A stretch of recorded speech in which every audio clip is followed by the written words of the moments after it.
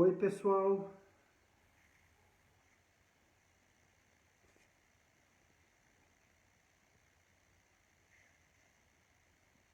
Boa noite. Eu não sei se estão me ouvindo.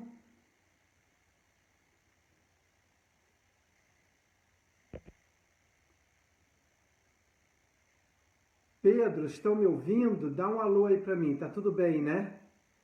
Então tá bom.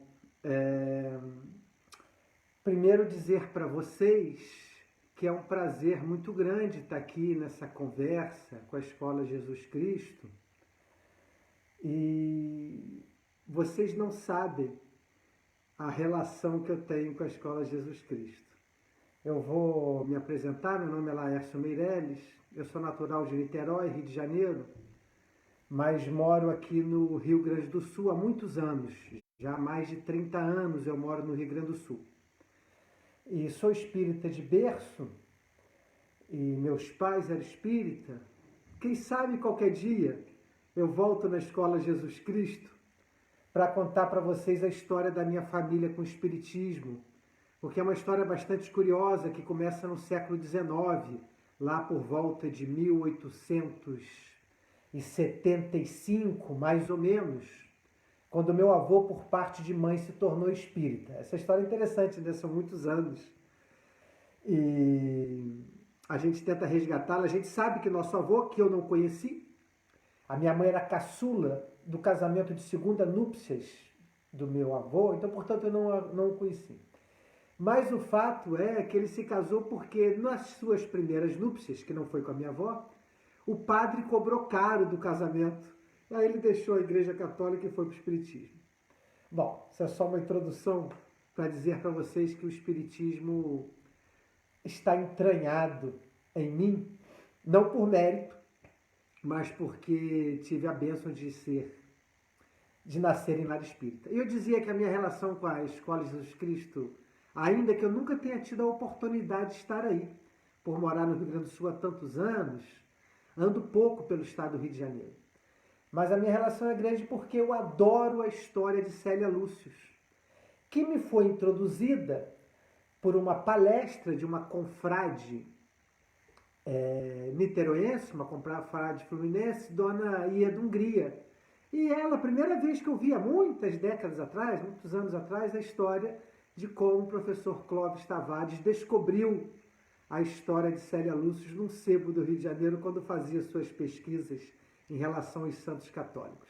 Bom, essa é só a introdução, o pessoal está chegando, e só para dizer que o prazer de estar aqui com vocês é muito grande. Por enquanto eu estou aqui observando quem entra, dou meu boa noite também para todo mundo que está entrando, Dona Hilda elogiando o tema. Então vamos ao tema, né, Dona Hilda? Deixemos de rodeios e vamos ao tema. Cego de Jericó. Senhor, que eu veja. Essa realmente é uma história muito bonita, que nos está narrada nos 3 evangelhos chamados sinóticos. Os 3 evangelistas, Mateus, Marcos e Lucas, contam a história desse cego chamado Bartimeu. O prefixo bar, nós sabemos, significa filho. Aquela era uma época sem sobrenome, né, gente? Eu gosto muito disso. Os sobrenomes têm uma história que é muito mais pós-medieval. Então, naquela época era Jesus. Qual Jesus? De Nazaré. Maria. Qual Maria? De Nazaré. Judas. Qual Judas? Judas de Iscariotes. Pedro. Qual Pedro? Pedro Bar Jonas. Pedro, filho de Jonas. Eu acho lindo isso, acho poético. Daqui a pouco eu vou querer falar de poesia um pouquinho com vocês. Em relação ao tema de hoje. Pois então, o cego Bartimeu, filho de Timeu. Nós não temos o primeiro nome dele, os evangelistas não nos contam, mas nos contam que Jesus estava em Jericó. Ali entre Marcos e Lucas, um diz que Jesus estava chegando, outro diz que Jesus estava saindo. Isso não é problema. O fato é que, quando Jesus fazia sua pregação em Jericó, alguns dizem que é a cidade mais antiga do planeta. Existe ainda. Está mais ou menos no mesmo lugar da Jericó antiga, cerca de 30 quilômetros de Jerusalém. Jesus ia a caminho de Jerusalém, quando passou por Jericó. E lá começou a ouvir um grito, no meio da multidão, que o acompanhava, ele começou a ouvir um grito: Filho de Davi, tende piedade de mim. As pessoas se dirigiram a quem gritava e falaram para ele se calar, que ele se calasse, porque eles queriam ouvir Jesus. Jesus era a estrela daquele momento, e aquele cego estava incomodando, aquele grito estava incomodando, mas ele não se sente intimidado pelos pedidos para que ele se calasse. E ele continua gritando: Filho de Davi, tende piedade de mim. Então Jesus perguntou, está aqui, ó, Filho de Davi, tem compaixão, piedade de mim.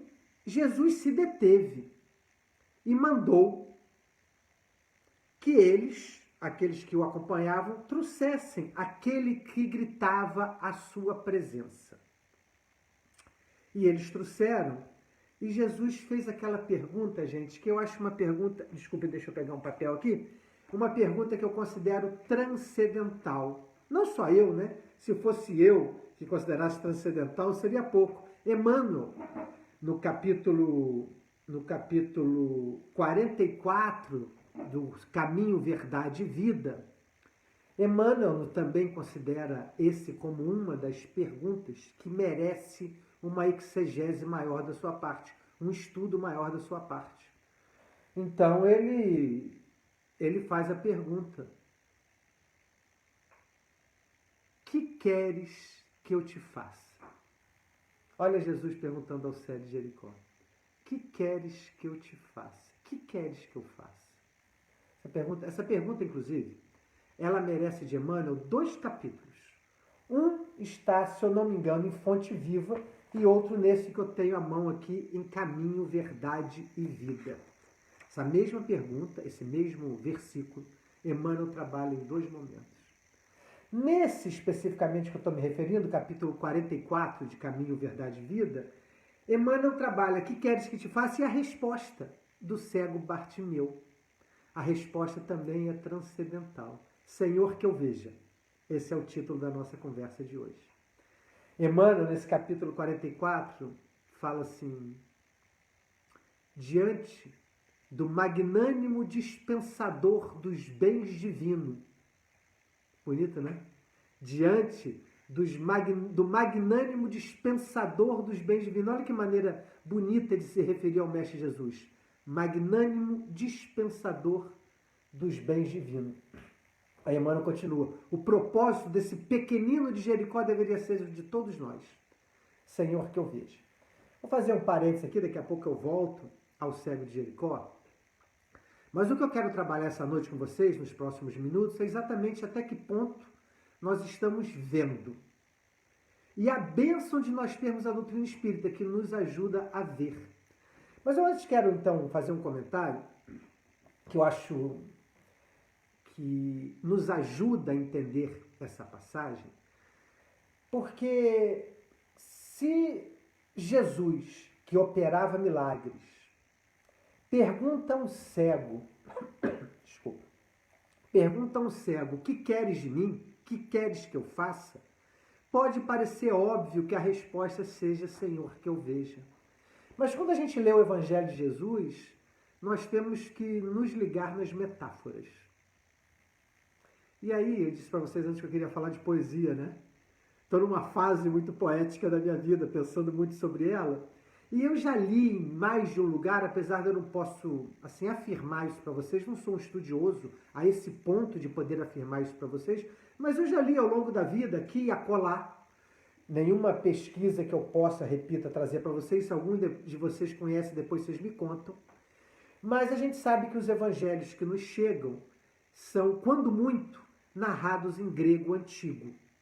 Nós não temos nenhum evangelho em hebraico ou em aramaico, as línguas originais que Jesus falava com o povo. Isso não ficou até os dias de hoje. Mas quem já teve o cuidado, assim eu li, repito, não li estudos aprofundados, li comentários. Mas como eu gosto muito deles, eu vou trazer ele aqui. Se não for verdade, deveria ser. Porque esses comentários dizem o seguinte, que existem pessoas se ocupando de traduzir, de inverter a tradução do Evangelho. Traduzir do grego para o grego antigo e do grego antigo para o hebraico ou para o aramaico. A surpresa desses pesquisadores que estão fazendo isso é que quando fazem essa tradução inversa da língua para a qual foi traduzido para a sua língua original, que está perdida, esses evangelhos originais, encontram poesia.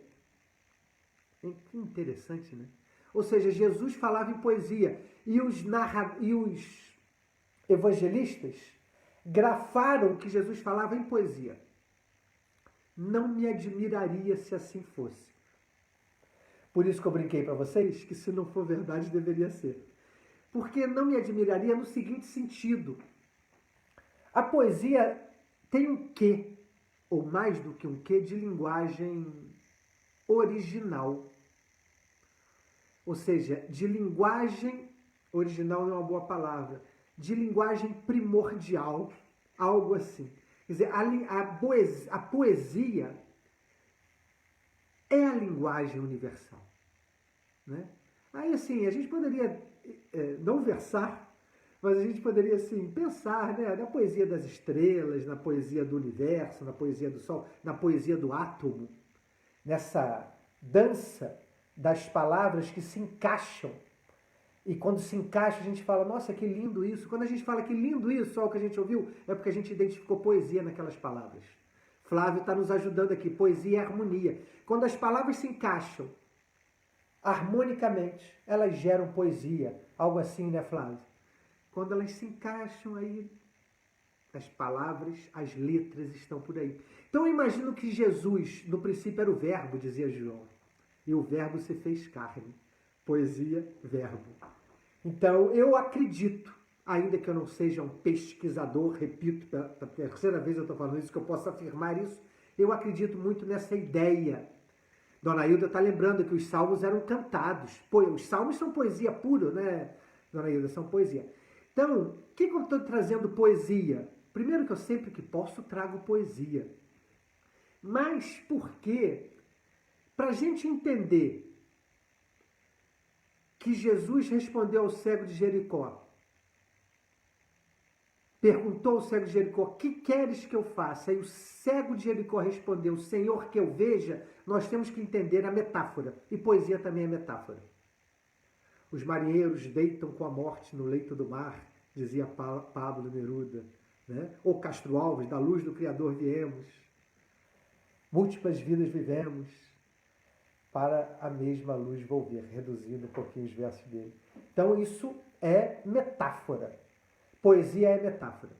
Então, para a gente interpretar muitas das passagens evangélicas, nós precisamos recorrê-las como metáfora. Aí a metáfora dessa passagem do cego de Jericó, eu diria para vocês, mesmo com a ajuda de Emmanuel, que trata dessa passagem em 4 ou 5 páginas dos livros os quais ele explica um pouco mais para nós o Evangelho de Jesus. Essa passagem merece de Emmanuel 4, eu tenho certeza. Tenho a impressão que 5 comentários, 5 diferentes páginas.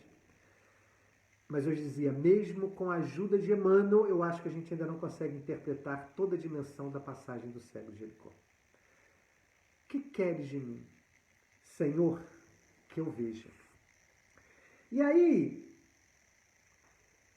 eu queria trazer para vocês, deixa eu buscar aqui, dá licença, a pergunta 244 do Livro dos Espíritos. O Livro dos Espíritos é essa maravilha, né? E eu, a partir de agora, quero fazer alguns comentários sobre o Livro dos Espíritos. Por quê? Porque eu acho que nós espíritas temos o privilégio, que deve ser tratado com muita responsabilidade, de ter à nossa mão informações que permitem ampliar a nossa visão. Olha de novo o cego falando, Senhor, que eu veja. Como esse é o nosso desejo de ver, o que significa ver? É isso que eu quero falar nos próximos 10 minutos. E vou usar a pergunta 244 do Livro dos Espíritos para nos começar a pensar o que é ver. A pergunta 244, olha que beleza. Os espíritos veem a Deus? Que perguntinha, né, gente? Os espíritos veem a Deus? O que é ver Deus? Primeiro que a doutrina espírita nos traz uma ideia de Deus também que nós ainda não estamos em condições de entender. Eu falo tranquilamente que eu não entendo o que é Deus. Tento senti-lo. Vamos ver isso na resposta que o Espírito da Verdade dá para Kardec. Tento senti-lo, mas eu não entendo o que é Deus. E a pergunta do Livro dos Espíritos, gente, a primeira pergunta do Livro dos Espíritos, vocês sabem disso, o que é Deus? Deus é a inteligência suprema, causa primária de todas as coisas. Eu considero que essa resposta é uma oferta do Espírito de Verdade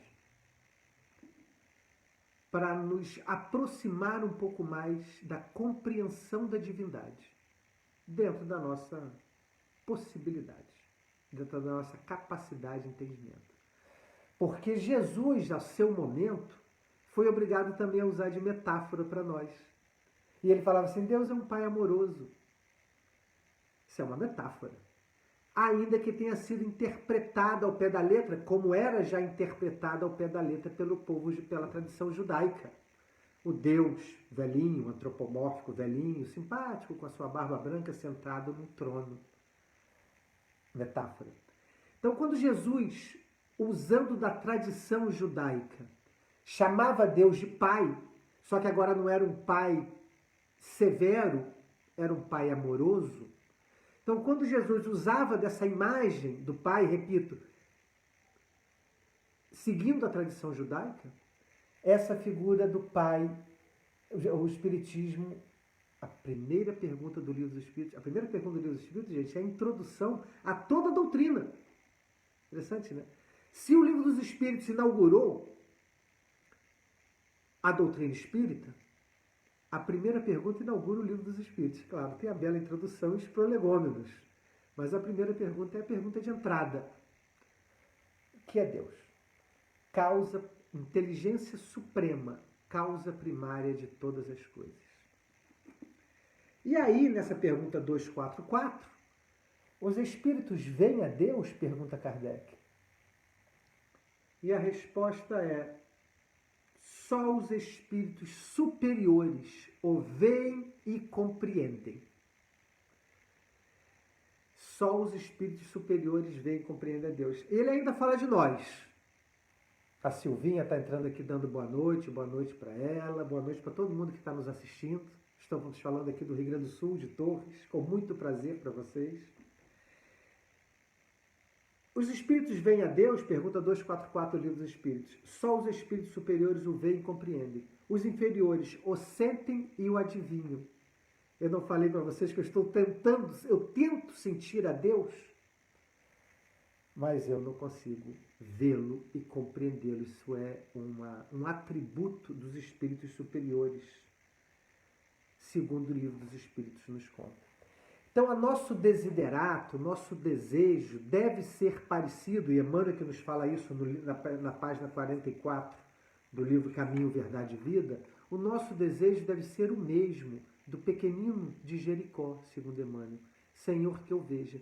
E o Livro dos Espíritos nos dá muitos elementos para que amplie a nossa capacidade de ver.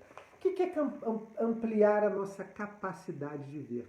Imagina que Jesus, vou voltar um pouquinho no que eu estou tentando, no raciocínio que eu estou tentando construir. Imagina que Jesus chegue perto de nós e ele faz isso. O que queres que eu faça? E aí Emmanuel nos sugere que a gente peça a mesma coisa que o pequenino de Jericó. Senhor, que eu veja. Mas lá eu não estou cego. Estamos à medida que não temos capacidade de compreender a lei divina e vê-la, entendê-la na sua dinâmica. Vou contar para vocês, ou vou lembrar a vocês, porque todos nós aqui, imagino, lemos o livro Paulo Estevão. E lá no primeiro capítulo, quando Gesiel, Abigail é presa junto com o pai, vocês lembram daquele momento, logo no início do capítulo, nem fomos apresentados ainda a Saulo de Tarso, E aquele problema lá do pai se sentir injustiçado pelo preposto romano que andava por Corinto, ele vai buscar justiça e acaba sendo vítima de uma injustiça maior ainda e, bom, coloca fogo nas terras do vizinho, que eram desse preposto romano. E aí ele acaba sendo preso. Na prisão, o pai está dormindo. Abigail está olhando um pouco por uma pequena fresta que tinha, uma pequena janela, olhando os astros, era noite, e ela começava a perguntar começou a conversar com Estevão. Esse diálogo de Estevão e de Abigail nessa prisão em Corinto é lindo. E tem um momento em que Estevão pergunta: você está chateada, Abigail, pelo que nós estamos passando? E Abigail responde que não. Que ela não está chateada porque ela sempre quis servir a Deus de alguma forma. Mas ela nunca teve os meios para isso. E que naquele momento que ela estava passando por aquela situação difícil, a Abigail era jovenzinha, gente. Naquele momento que ela estava passando por aquela situação difícil, ela sentia que de alguma maneira ela estava atendendo aos desígnios divinos.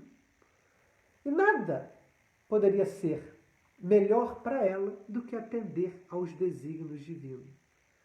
Aí, Gesiel, nosso Estevão, Gesiel responde para ela de uma maneira muito bonita, porque ele fala assim: Deus te abençoe, irmãzinha, pela compreensão das suas leis. Deus te abençoe, irmãzinha, pela compreensão das suas leis. Compreender a lei de Deus, gente, é a maior graça que nós poderíamos pensar em alcançar. Não vai ser assim, vamos dizer assim, não vai ser para essa encarnação que nós vamos conseguir compreender a lei de Deus. Mas buscar a compreensão da dinâmica da vida é a maior graça que nós podemos entender. Porque uma vez que nós tivermos a perfeita compreensão da dinâmica da vida, os sofrimentos serão todos dissipados. E a paz ou a felicidade morarão em nosso coração. Porque nós entenderemos tudo. Se você entende tudo o que acontece, e se a lei divina para todos os sofrimentos tem uma causa justa e um fim útil, não moraria mais em nosso coração nenhum tipo de dor se nós tivéssemos perfeita compreensão da lei de Deus. Em outras palavras, se nós víssemos. É que nem sempre a gente vê, nós ainda não temos condição de ver. Nós temos que, como a gente não vê tudo, a gente tem que exercitar a nossa fé e acreditar que tudo que está acontecendo como deveria ser. Então, vou repetir o que eu falei antes, em razão do diálogo de Abigail com seu irmão. Que o irmão fala para Abigail, Gesiel fala para Abigail: Deus te abençoe, irmãzinha, pela compreensão das suas leis. Entender a dinâmica da lei divina é a maior graça que nós podemos ter. Senhor, que eu veja, diz o cego de Jericó. E aí eu dizia para vocês, nós espíritas temos a graça, vou usar o mesmo termo, de ter a nossa disposição as informações que o Espiritismo nos traz. Então, Senhor, que eu veja. Aí, se eu pegar o Livro dos Espíritos, eu vou por um sem número de perguntas, eu até separei algumas, um sem número de perguntas que nos permite compreender um pouco mais a lei de Deus e assim viver melhor. Como eu disse antes, se a gente tem a graça da compreensão, nós entenderemos melhor a vida, entenderemos melhor a dinâmica da vida, entenderemos melhor a nossa vida e o planeta no qual a gente vive. Então, por exemplo, posso dar exemplos.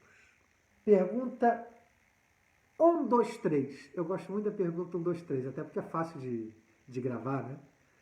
E aí a gente pode até falar assim, pergunta 1, 2, 3, como quem soubesse o Livro dos Espíritos todos de cor. Tô brincando. A pergunta 1, 2, 3 é a seguinte: por que Deus permitiu que os espíritos pudessem seguir o caminho do mal? Porque é uma pergunta que a gente se faz, né? E para compreender, para ver, é bom a gente refletir sobre isso. Por que Deus permite que os espíritos sigam o caminho do mal? Mas o melhor dessa pergunta, a resposta vem na segunda frase dessa pergunta. Eu vou adiantar a resposta da segunda frase. A resposta a essa pergunta é que Deus quer que nós tenhamos o arbítrio de escolher entre o bem e o mal, porque só assim teremos mérito e a verdadeira satisfação por agir bem. Mas o melhor dessa pergunta não é a segunda parte que responde a pergunta, é a primeira frase. Vou repetir a pergunta. Por que Deus permitiu que os espíritos pudessem seguir o caminho do mal? A primeira frase dessa resposta é melhor do que a segunda que responde, porque a primeira é a seguinte: como ousais pedir a Deus conta dos seus atos? O Espírito da Verdade, sempre que necessário, ele apertava Kardec. Ele não deixava passar tudo em branco, não. Não era tão bonzinho. Chico Xavier falava, nosso amigo Chico Xavier. Flávio, Dona Hilda, Pedro, pessoal aí da escola, vou fazer um parênteses. Vou voltar na pergunta 1, 2, 3 para eu não me perder. Mas eu vou fazer um parênteses e contar uma coisa para vocês. Na amizade que meus pais travaram com Chico Xavier, ela se deu principalmente no final dos anos 70 e durante os anos 80. Nos anos 90 também, mas Chico Xavier mais frágilzinho, né? De saúde, vocês sabem muito bem disso. Durante o fim dos anos 70 e durante os anos 80, meus pais iam a Uberaba todo mês. Saíamos de Niterói, meus pais, e escolhiam 2 filhos. Nós somos 6 irmãos. 2 de nós éramos escolhidos, ou podíamos ir, tínhamos condição de ir, e íamos com eles a Uberaba. Bom, então, se travou uma amizade muito próxima, mas não é isso que eu quero contar, não. Eu quero contar que, naturalmente, vocês sabem disso, Chico Xavier adorava escrever. Não só os mais de 500 livros hoje publicados, né? Cartas e cartas e cartas para seus amigos. Então, eu tenho. Eu e meus irmãos, nós temos guardadas as cartas que meus pais receberam de Chico Xavier. Cartas de amigos. Eu sei que vocês aí na Escola Jesus Cristo também, Dona Hilda, professor Clóvis Tavares, receberam carta de Chico Xavier. Mas eu quero contar que, se eu não me engano, em abril, eu deveria ter visto essa carta hoje para mostrar para vocês, eu prometo na próxima. Se eu não me engano, em abril de 84, vocês me corrijam, a carta que o Chico mandou para o meu pai e para minha mãe, na verdade as cartas eram para minha mãe e para o meu pai, Helenir e Lineu, ele está dando notícia com muito pesar. Ele fala, tenho que contar para vocês uma notícia triste, que eu estou sentindo muito a partida de um grande amigo, que talvez vocês conheçam, até o Chico fala assim, o meu amigo Clóvis Tavares, de Campos, no Rio de Janeiro. Então, eu relendo as cartas, há pouco, sei lá, 10 anos atrás, 5, 10 anos atrás, eu encontrei essa passagem onde ele menciona o carinho que ele tinha pelo Clóvis Tavares, que nós sabemos disso, mas de alguma medida eu gostei, foi prazeroso para mim ler o Chico dando a notícia do desencarne do professor Clóvis Tavares para meus pais numa carta privada, numa carta de próprio punho. Fecha parênteses. Mas o Chico dizia que ser bom é fácil, o difícil é ser bonzinho é fácil, ele falava, né? Ser bonzinho é fácil, o difícil é ser bom. Então eu dizia para vocês, o Livro dos Espíritos nos ensina a ver, nos dá um caminho para ampliar a nossa visão. E a pergunta 1, 2, 3, principalmente a primeira parte da resposta é isso. Como ousais pedir a Deus conta dos seus atos? Responde o Espírito da Verdade à indagação de Kardec. E eu pergunto para nós, quantas vezes nós não ousamos pedir a Deus conta dos seus atos? Quantas vezes nós não nos mostramos indignados, inconformados, insatisfeitos, incomodados com o que a vida nos apresenta? Tem algo de natural nessa reação. Tem algo de natural nessa reação de nós nos incomodarmos com algumas situações que a vida nos apresenta. Mas muitas vezes, dentro da nossa fé, eu não estou falando de quem não acredita em Deus e quem não tem a fé espírita cristã. Nós estamos numa conversa entre 30, 40 amigos e amigas que professam a fé espírita cristã. Mesmo entre nós, muitas vezes a gente ousa pedir a Deus conta dos seus atos. Nós temos dúvidas. Quando a minha mãe desencarnou, vou contar para vocês, Quando a minha mãe desencarnou, em 31 de outubro de 2006, mamãe era uma liderança espírita, né, Lenir Meireles, em Niterói. Ela não andava tanto por campos. Eu fico muito curioso por que essa amizade não se estreitou. Mas, enfim, coisas da vida. O fato é que na casa espírita que hoje meu irmão Leonardo dirige, minha irmã Liele, em Niterói, chamada Grupo Espírita da Fé, um grupo espírita que foi fundado pelos meus pais, pela minha mãe, pelo meu pai, a pedido de Chico Xavier. Em 1988 a casa foi fundada. Claro que tem uns anos anteriores de preparação. Mas quando a mamãe desencarnou, a mamãe pegou um câncer no sangue. Rápido, foi fulminante. Descobriu em julho, em outubro desencarnou. Mas era interessante que a gente notava na casa uma expressão mais ou menos assim, com Helenir não, imagina, câncer. Helenir, boa como ela é, para dedicada à doutrina espírita, isso aí vai curar logo, vai ficar logo boa. E ela não ficou boa, ela desencarnou. Porque a morte faz parte da vida. E a gente notava na casa uma certa indagação. Como assim? Se até com ela que fez tudo, ela morreu, como se a eternidade parece lá os medievais que buscavam o elixir da juventude, como se a eternidade nesse corpo físico fosse possível, mas não é. Então, eu notava nas pessoas próximas a ela, não nos familiares, quem sabe um pouco nos familiares, em nós mesmos, mas eu notava nas pessoas próximas, aquelas lideranças, né, aqueles trabalhadores, tarefeiros da casa, nossa, como assim com Helenir? É um jeito sutil de perguntar, de pedir a Deus conta dos seus atos. Por que ela? Por que ela? Então, se nós nos dermos conta, muitas vezes nós estamos pedindo a Deus conta dos seus atos. E isso é um equívoco, isso é imprudente da nossa parte. O que eu estou falando com vocês, gente? Só para não pensar que eu estou fugindo do tema, Senhor que eu veja, eu estou pensando e tentando dialogar com vocês como que, já são 8h34, nós temos que daqui a pouco pensar em terminar, né? Como que o Livro dos Espíritos nos ensina a ampliar nossa visão, ampliar a nossa capacidade de ver. Quando nós pedimos a Jesus, nós espíritas, porque o mundo tem vários caminhos que chegam a Roma, ou existem muitas moradas na casa do meu pai. Existem outras maneiras de chegar à divindade, não apenas a doutrina espírita, obviamente. Mas para nós espíritas cristãos, quando a gente pediu a Jesus, Senhor que eu veja, Ele nos deu os livros, Ele nos deu os ensinamentos espíritas. É através do estudo da doutrina espírita que nós vamos ampliar a nossa capacidade. Para seguir usando a metáfora evangélica, nós vamos deixar de ser cegos à medida que nós estudarmos mais o que a doutrina espírita nos oferece. Eu vou comentar, eu separei 5 ou 6 perguntas do Livro dos Espíritos, entre todas, que nos permite ampliar nossa capacidade de ver. Eu vou falar, sabe de qual? Da 536. Pergunta 536, principalmente a pergunta 536b, nos dá uma informação valiosíssima para abrir nossa visão. Kardec pergunta assim, pergunta é longa. Os espíritos exercem influência sobre a matéria e sobre as tempestades, sobre as nuvens, sobre a chuva? Ou seja, essa é a pergunta que Kardec está fazendo nesse momento. Pergunta 536.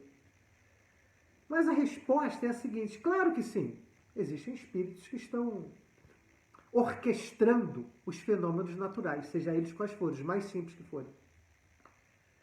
Mas o detalhe dessa resposta é o seguinte: o Espírito da Verdade nos conta um segredo. Eu considero um segredo, um mistério.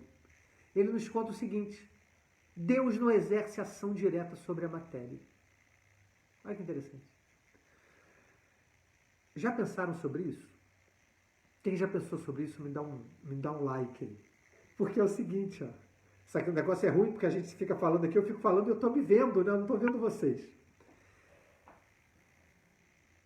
Deus não exerce ação direta sobre a matéria. Significa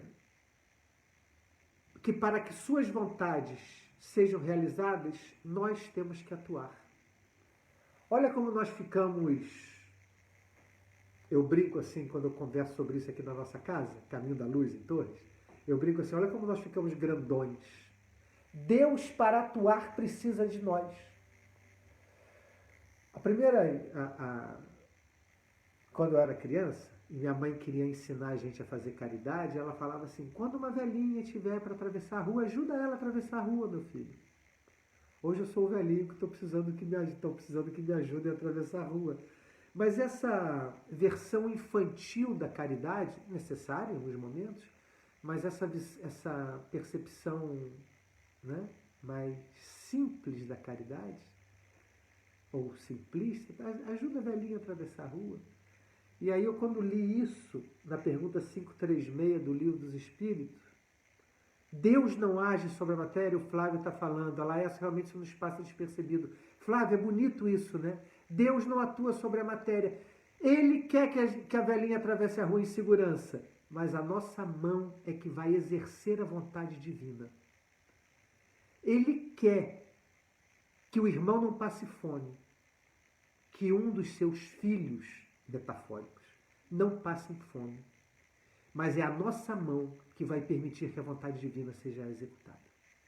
Eu acho isso de uma transcendência, por isso que eu estou dividindo isso com vocês. Para que a inteligência suprema, a causa primária de todas as coisas, o Senhor dos universos, para que a sua vontade, o Senhor dos universos, se é verdade o que a física nos conta, que são muitos os universos. O Senhor dos universos precisa de mim, sabe? De nós, de cada um de vocês que estamos aqui conversando, para que a sua ação, o seu desejo, seja plasmado, seja pragmatizado. É interessante, né? Brinco de novo, nos deixa grandões, né? Existe algo que nós podemos e devemos fazer, que não cabe à divindade, que é a vontade dela, que nós é que vamos exercer. Isso vale para mim, quando vou cuidar do meu gatinho, ou quando vou molhar um alface, ou quando vou estender a mão a quem precisa. Quando vou cuidar do que me cabe cuidar. Assim como cabe a Jesus cuidar do planeta. Ele também está exercendo o desejo divino numa dimensão infinitamente maior, mas ele está cuidando do que lhe cabe cuidar, assim como nós temos que cuidar do que nos cabe cuidar. A Margarida está dizendo, aumenta a nossa responsabilidade, mas aumenta a nossa autonomia também, e consequentemente, a nossa responsabilidade. Margarida, é por isso que Lucas anotou no Atos dos Apóstolos, amigo, né, de Paulo.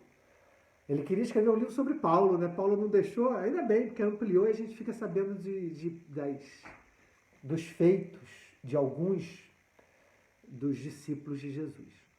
Mas é por isso que Lucas anotou lá, e Deus, pelas mãos de Paulo, fazia maravilhas extraordinárias.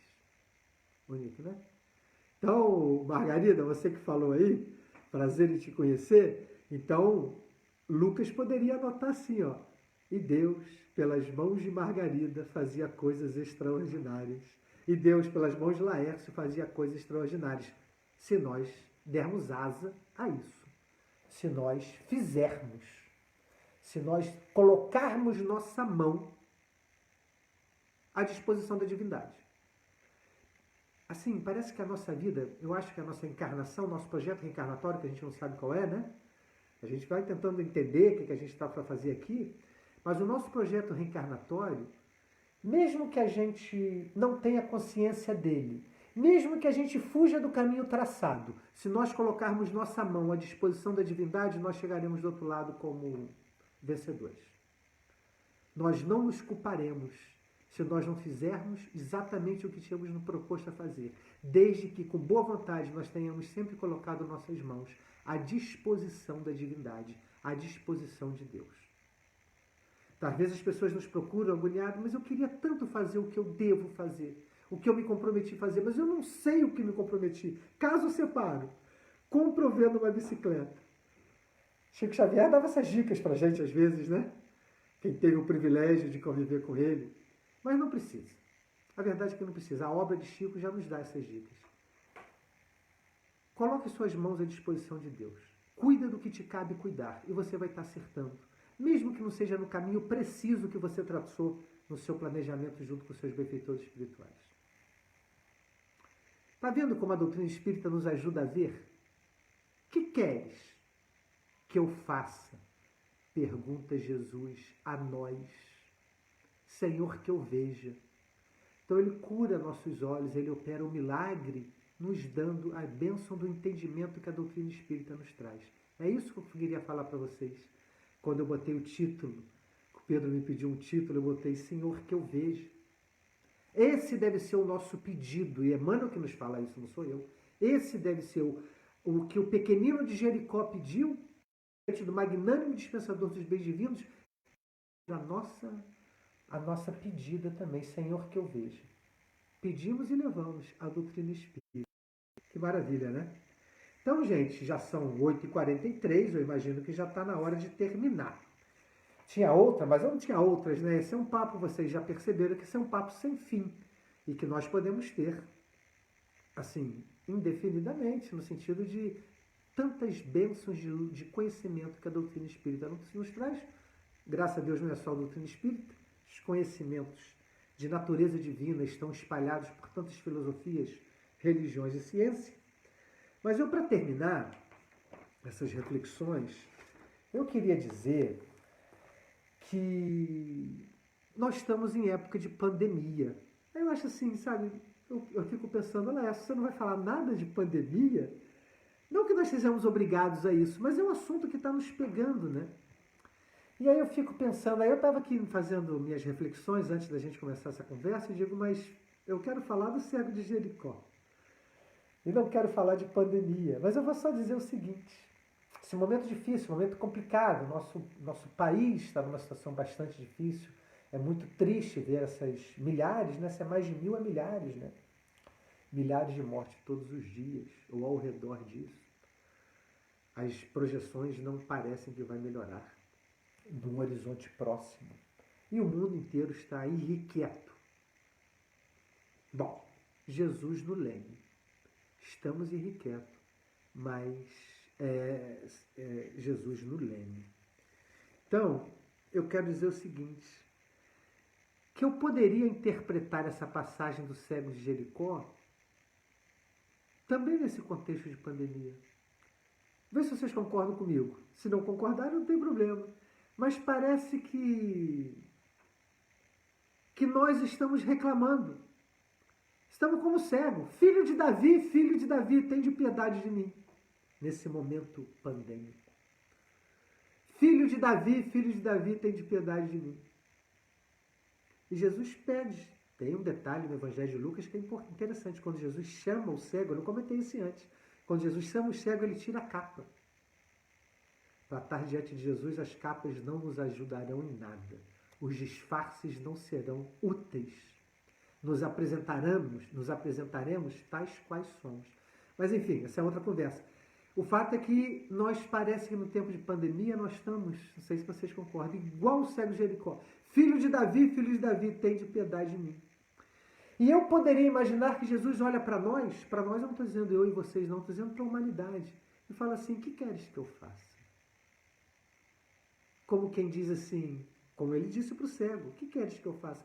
Uma interpretação que Emmanuel dá para esse que queres que eu faça é, cego, você está assim, é consequência de algo que você fez. O que queres que eu faça? A situação atual qual você vive não é mais do que a colheita do que você plantou. Se você está colhendo o que você plantou, o que queres que eu faça? Então eu fico pensando que nós ficamos clamando, nós agora eu estou falando a humanidade, as suas múltiplas crenças, mas Jesus para nós é o governador espiritual do planeta. Então nós ficamos, filho de Davi, tem de piedade de mim, e ele olha para a gente e fala, o que queres que eu faça? Se vocês estão colhendo o que plantaram. Eu não tenho nenhuma informação de bastidor para dizer que nós estamos colhendo o que plantamos. Eu tenho informação que o livro dos Espíritos nos traz, que a doutrina espírita nos traz e que nos abre os olhos. nos permite que veja, todas as situações pelas quais nós passamos são consequências. Tudo que colhemos é fruto do que plantamos. Então eu tenho que, a minha fé espírita cristã, me autoriza, e mais do que autoriza, me determina a crer que a pandemia é fruto de algo que nós fizemos. Estamos colhendo algo que plantamos. Senhor, que eu veja. Filho de Davi, tem de piedade de mim. O que queres que eu faça? E a gente responde, Senhor, que eu veja, que eu possa ampliar a minha perspectiva, reforçar a minha fé, mesmo em momentos difíceis como o que nós estamos passando.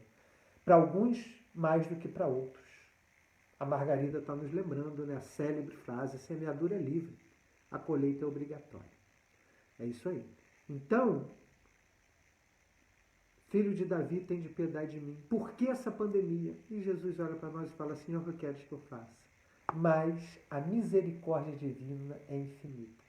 Se a justiça rege, o amor comanda. Então a misericórdia segue sendo infinita e nós estamos baixo a misericórdia. Então, como está dito lá no Evangelho de João, né? Não vos preocupeis com os dias de amanhã, credes em Deus, credes também em mim. Então é isso, gente, que eu tinha para hoje. Olha aí, 8h48, eu imagino, não sei quanto tempo, não lembro se a gente combinou quanto tempo, Pedro e Flávio, mas eu acho que 45 minutos já está bom de prosa. Foi um prazer muito grande ter estado com vocês. Eu ainda espero ter a oportunidade de estar pessoalmente aí, beber desses eflúvios da Escola Jesus Cristo. Eu renovo aqui o que eu falei no início, o meu carinho pelo professor Clóvis Tavares, pela dona Hilda e por todos vocês é muito grande.